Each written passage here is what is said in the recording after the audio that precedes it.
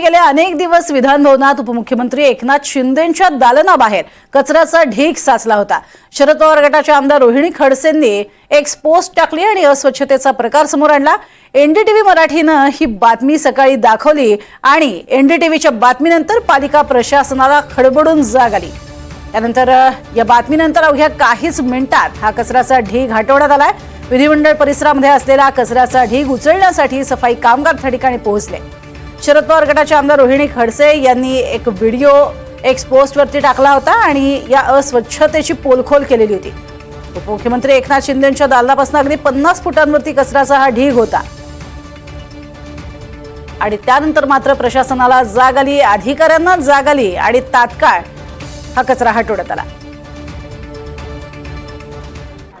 सरकारच कचरा झाला आहे, त्यामुळे कचरे सगळीकडेच कचरा दिसणार आहे।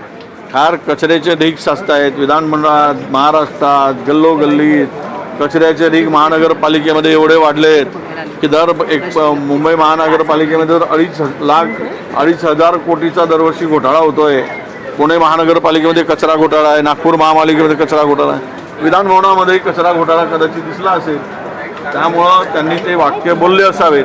मी पूर्ण त्यांचं ट्वीट ऐकलं नाही, पण स्वच्छता पाळा, तर साथीचे रोग येत आहेत, नाही तर सगळ्यालाच ते बिमारी झोंबणार।